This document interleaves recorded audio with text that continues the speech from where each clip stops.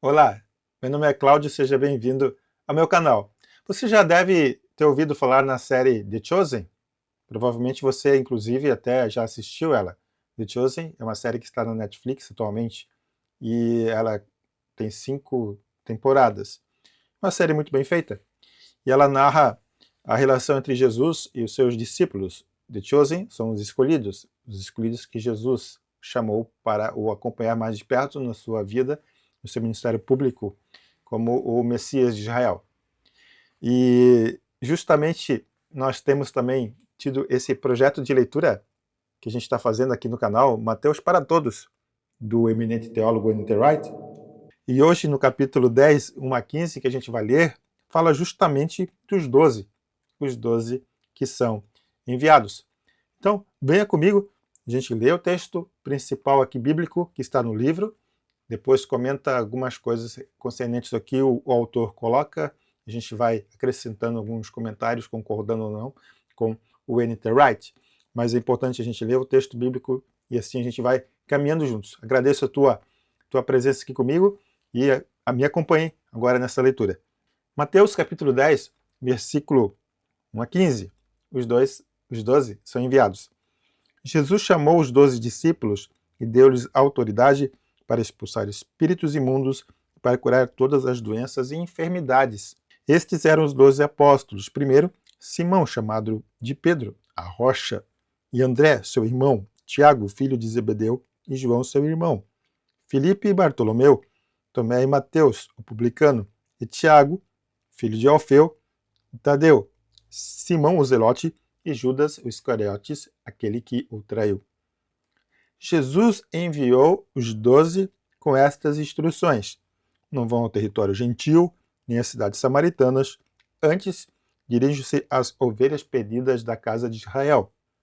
Vão e declarem publicamente que o reino dos céus se aproxima. Cure os doentes, ressuscite os mortos, purifiquem os leprosos e expulsem os demônios. A mensagem lhes foi dada de graça, certifiquem-se e também dá-la de graça. Não levem ouro, nem prata, nem bronze, nem em seus cintos. Não levem bagagem, nada de túnica, sandálias ou bordões extras. O trabalhador merece o seu sustento. Quando entrarem numa cidade ou vila, procurem cuidadosamente por alguém bom e digno, e fiquem com ele até partirem. Ao entrarem na casa, saúdem-na solenemente. Se a casa for digna, deixe que sua bênção de paz repouse sobre ela, mas se for digna, não for digna, que retorne a vocês. Se ninguém quiser recebê-los, nem ouvir a sua mensagem, saiam da casa ou da cidade e tirem a poeira dos seus pés. Eu estou dizendo a verdade a vocês. No dia do juízo, haverá menos severidade para Sodoma e Gomorra que para essa cidade. Este é o texto bíblico principal, no qual a gente vai comentar. E antes de entrar propriamente naquilo que o N.T. Wright escreve, que eu destaquei na minha leitura, vou fazer já uns comentários meus, uns adendos aqui. Então, Jesus chama 12 discípulos, que depois a gente vai ver por que são 12, dando-lhes autoridade e tudo mais. E esses eram os 12 apóstolos, que também apóstolo é a primeira vez que aparece, depois a gente comenta, e dá o nome deles. Simão, chamado Pedro, a rocha, André, e assim vai. Mateus vai nomeando, apresentando os 12 discípulos. E aqui é interessante porque não é de hoje, né? Não é do tempo de Jesus, já vem de muito antes, quando a gente estuda o Antigo Testamento, vai lendo. Quando as pessoas davam nome para alguém que nascia, ou às vezes até mudava o nome, como foi o caso de Abraão passou para Abraão, de Jacó passou para Israel, e assim tem alguns casos no Antigo Testamento, significava alguma coisa na vida daquela pessoa. Até próprio Jacó e Esaú e Jacó, quando nasceram, um significava suplantador, o outro significava vermelho, por causa da característica do seu nascimento. Enfim, então na Bíblia, geralmente os nomes eles tinham algum significado. Claro, já se passaram mais de 2000 anos desde que houve esse relato bíblico, e mesmo assim hoje provavelmente, tanto o meu nome quanto o seu nome deve ter algum significado especial para aquele que lhe deu. Procure saber, de repente, né? Por que você tem o nome que você tem e qual é o significado dele. Pergunte seus pais, pergunte seus parentes, que provavelmente você vai ter uma resposta bastante interessante. Enfim, havia um significado. Outra característica aqui dos 12 apóstolos agora é que entre os discípulos de Jesus, né, e isso já sabia, claro, da leitura do texto bíblico anteriormente, na minha vida de fé, mas também a série retrata bem isso, The Chosen retrata bem essa questão. Os discípulos tinham pescadores ali, tinha um publicano, que era Mateus, que era coletor de impostos, tinha o Zelote, que era uma espécie de um partido, um movimento revolucionário que procurava, por meio da força, libertar Israel do jugo romano. Então, nós temos pescadores, temos um publicano, temos um zelote e também temos um traidor no meio dos discípulos de Jesus, uma pessoa falsa. Agora você veja bem que como Jesus ele acolhe a todos eles e os dá uma responsabilidade, ensina, transmite e delega para eles responsabilidade, mesmo com suas diferenças, mesmo com as suas personalidades. São indivíduos diferentes, com cosmovisões diferentes, mas que formatam, que fazem com que surjam o primeiro núcleo de discípulos de Jesus. Assim também, se você parar um pouquinho para pensar, você frequentando uma comunidade de fé, uma comunidade cristã, seja ela católica ou evangélica, enfim, você vai perceber que nós somos pessoas muitas vezes parecidas até com os discípulos, com várias formas de pensar diferentes um de outras, de várias características, individualidades, personalidades. Mas isso não nos impede de estarmos juntos como comunidade de fé. Não nos impede de estarmos juntos no corpo de Cristo. Às vezes, pelo contrário, essa diversidade nos faz com que estejamos juntos numa unidade em prol do reino de Deus. Esse é o segundo adendo que eu trago. Primeiro, do significado do nome. Segundo, por conta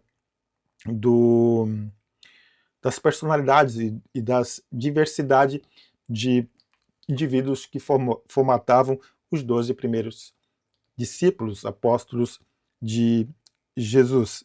Agora, portanto, a gente vai entrar um pouco mais no texto que o eminente teólogo Enterwright comenta para nós. Ele diz assim: Mateus aproveita a oportunidade para nos fornecer o nome dos 12, chamando de apóstolos pela primeira vez, ou seja, pessoas que são enviadas como Jesus os está enviando, e depois enviará todos que tiverem testemunhado em sua ressurreição.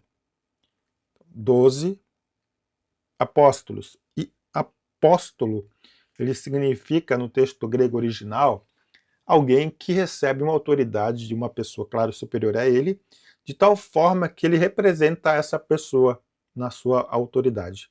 Então, os discípulos que se tornaram apóstolos, eles falavam em nome de Jesus, com a mesma autoridade do nome de Jesus, tanto é que aqui fala-se que deu autoridade para expulsar espíritos imundos, para curar todas as doenças e enfermidades, assim como Jesus já havia feito, demonstrado nos capítulos anteriores de Mateus. Continuando aqui, o cerne do que Jesus procurava era a sua crença de que, por intermédio da sua própria obra, Deus, por fim, estava restaurando e renovando Israel, que tradicionalmente se fundamentava nas 12 tribos. Todavia, agora, os 12 não eram apenas um sinal de que Deus estava restaurando Israel, eles eram parte do meio pelo qual ele estava fazendo isso. Então, 12 tem esse significado simbólico também atrelado às 12 tribos de Israel.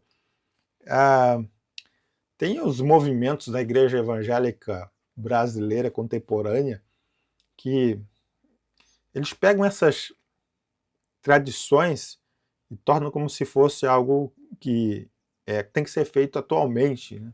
Não era para. Não, tem que ser 12. O movimento dos 12 Na década de 90 ficou muito conhecido, assim, então fazia células tem que ser 12, senão Deus não ia abençoar. Então tem uns exageros nessa parte aí nas igrejas evangélicas, né? Um certo judaísmo, né? Uma igreja judaizante que pega elementos da cultura judaica da época e trazem para a atualidade. Jesus, depois da sua ressurreição, reverterá essas instruções e enviará os apóstolos a todas as nações. Aqui ele fala no sentido seguinte, quando diz não vão ao território gentil nem às cidades samaritanas. Antes dirige-se às ovelhas perdidas da casa de Israel. É o versículo 5 e 6. Dá-se a entender que, como se Jesus não quisesse transmitir o evangelho para as outras nações, não. Não é essa a questão. Tanto que, se a gente lembrar dos textos bíblicos anteriores que a gente já leu de Mateus, vai vendo ele falando com samaritana, curando filha de centurião romano, servo de centurião romano e assim sucessivamente. Então, as pessoas que chegavam até Jesus, independente se era de Israel ou não, elas, pela fé, eram atendidas e curadas conforme a vontade do Senhor. E essa questão das ovelhas perdidas da casa de Israel, aqui o N.T. Wright vai trabalhando isso, é por conta de que naquele momento do ministério de Jesus, o foco era Israel. Era necessário que se pregasse o evangelho primeiro às ovelhas perdidas da casa de Israel, para que, na rejeição a Cristo, depois, posteriormente, como a gente vai ver, principalmente em Atos, e na grande comissão que Jesus dá em Mateus 28, para ir por todo mundo pregar o evangelho a todas as nações, as pessoas de todas as nações receberiam o evangelho, com a rejeição dos judeus ao Cristo. E isso a gente vê, mais uma vez, em Atos, principalmente com o ministério de Paulo entre os gentios. O autor aqui continua, o Deus de Israel é, sem dúvida, o Deus criador, aquele que ama o mundo todo e pretende salvá-lo, e também chamar os gentios, mas a maneira como ele fará isso é exatamente cumprindo as promessas feitas a Israel, como acabei de dizer. Ora, lá em João 3,16 tem, se não o mais famoso versículo da Bíblia, porque Deus amou o mundo de tal maneira que deu o seu Filho unigênito para que todo aquele que nele crer não pereça, mas tenha a vida eterna. Deus amou o mundo de tal maneira para todo aquele. Então, após a rejeição de Israel, o evangelho foi anunciado para todo o mundo. Continuando, as curas que os discípulos realizariam, por mais importantes que fossem para as pessoas envolvidas, eram sinais de algo ainda maior. A nova vida concedida por Deus irrompendo na vida de Israel, começando um novo dia que irrompia com Jesus. Jesus é a luz do mundo, a luz que ilumina nas trevas. O texto ele é um pouco difícil aqui quando fala, principalmente a partir do versículo 11, quando entrarem numa cidade, vila tal, aí você, como é que se fala aqui? Se ninguém quiser recebê-los, não envie sua mensagem, sai da casa ou da cidade, tire a poeira dos seus pés. Isso era parte da cultura judaica da época. O que eu acho engraçado é que a igreja evangélica judaizante pega tantas práticas, né, do judaísmo, mas certas coisas, como essa aqui, por exemplo, eles não fazem, não é verdade? Mas é por conta da cultura da época de Jesus, eles tinham essas práticas.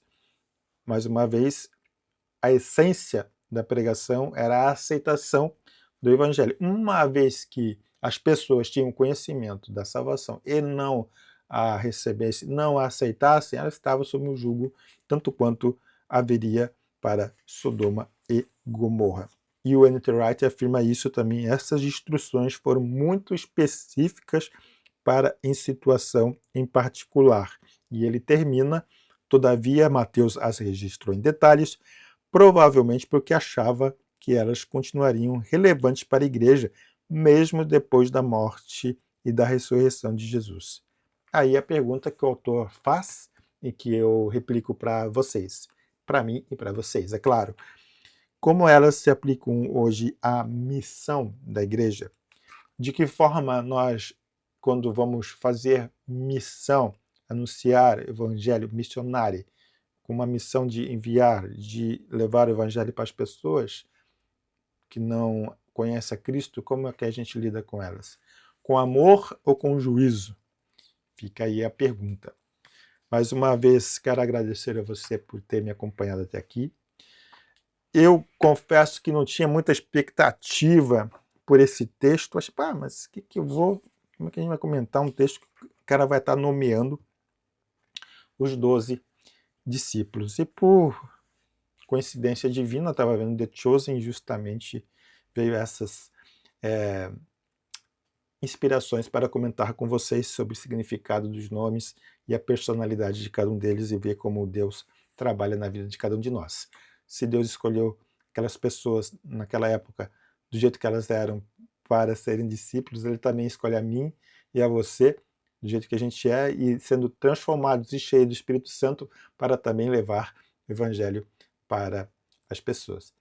Fica o nosso desafio, levar o Evangelho em amor, e que Deus te abençoe e até a próxima leitura de Mateus para todos. Um abraço, fica com Deus.